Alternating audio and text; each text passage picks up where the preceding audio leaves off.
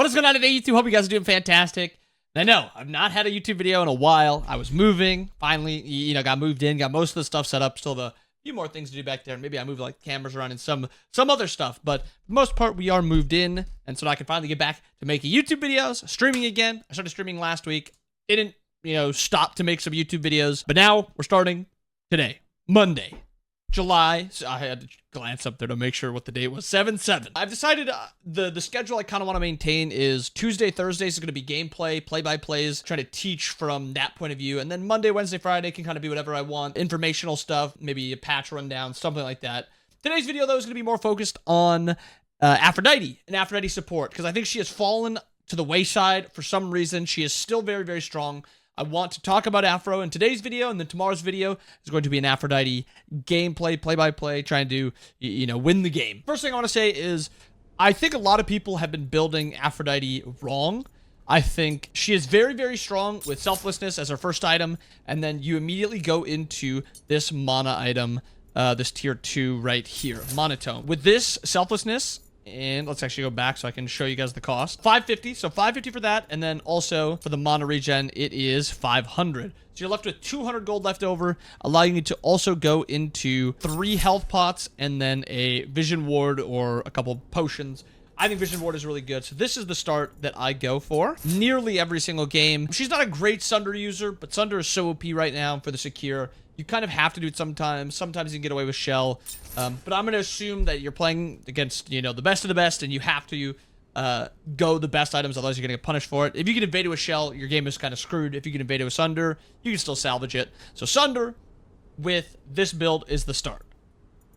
After that, I think the best possible thing to do is kind of go to this build. It's difficult to kind of craft for you guys, but it's very OP to go this and then go Stampede a lot of the times first. It's just a very good all-in-one item.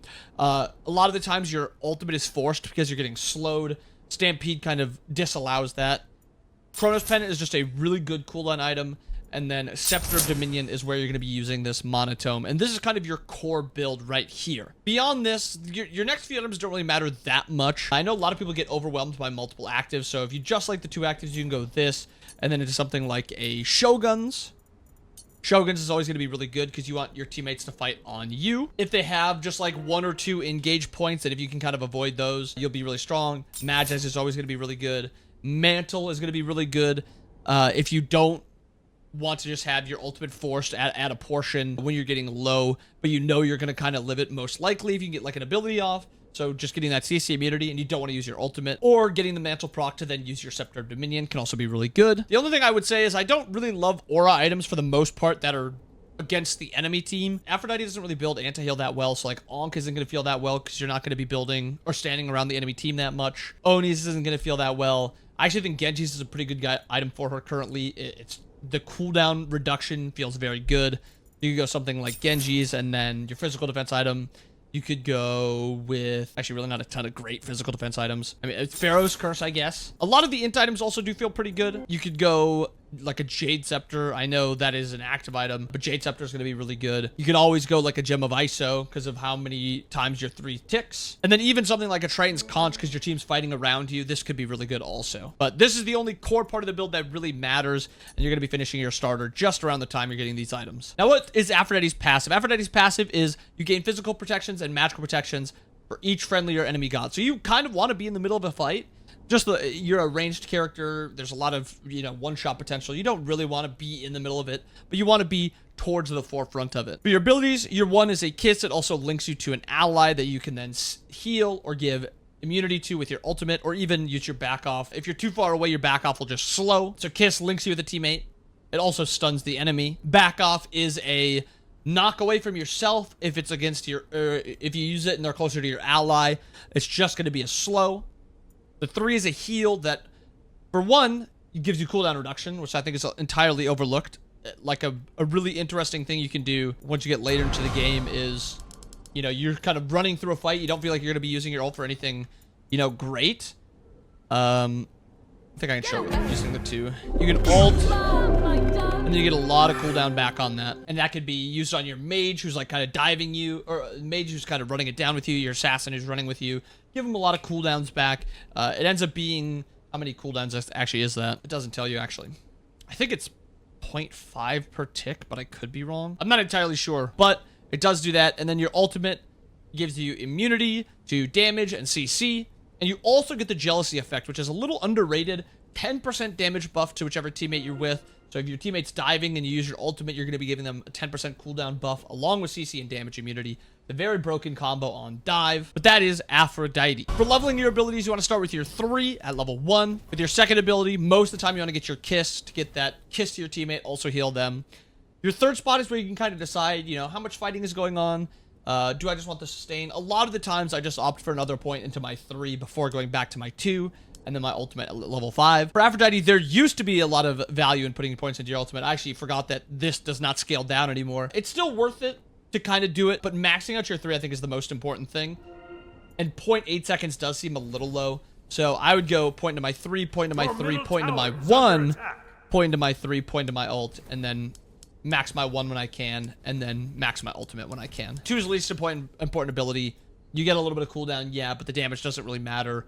And it's just not an ability you spam a ton. Some little tips that I have is if an enemy is, you know, running away and you don't want to knock them away from like a raw ult or something like that, instead of, you know, using your 2 from your position, you just use it from your teammate's position, and then that will slow them. The slow is 20% for 2 seconds, so it's actually a pretty hefty slow. So instead of walking up and, you know, tossing them to the side because your 2 knocks them away, you can just use it for the slow. It's a pretty wide area. Also, a thing that I did miss with the ultimate is you can also reactivate to teleport to your teammate that you're kissed with. So, double tap that and you teleport to them, along with giving you cooldown back on your 3. So you could use your 3 ult, use your 3 again. And the last thing I want to talk about with Aphrodite is usage of your Scepter of Dominion. Your base kit, again, or your base build, very simple, these 3 items. Scepter is the hardest to use. Stampede is, oh, I'm slowed. Oh, we're getting ran down. Stampede out of there. That's not hard. What is hard to use is this, because this gives immunity to anybody in this area. CC immunity, well, actually not CC immunity anymore. It's just damage immunity, but it's in a wide area on a 90-second cooldown, and it lasts for 2 seconds, which is really good. If you and your team are getting dove, there are a few things that you can do with this. It makes it hard to do because I can't really move this guy.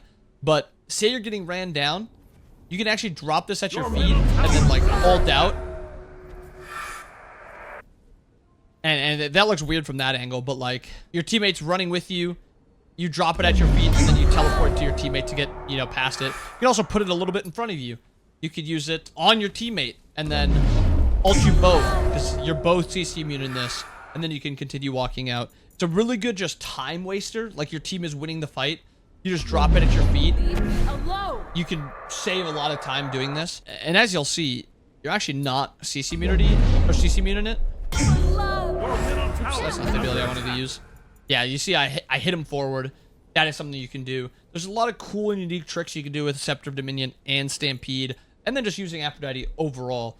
You combine your ultimate giving you 2 seconds of immunity and then also Scepter giving you 2 seconds.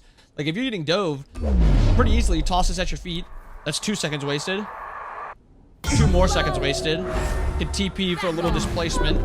There's so much time wasting potential with it. And I think another thing that people forget is you can actually use this on objectives. There's no really objective here to use it, but toss it on this. Doesn't take any damage anymore.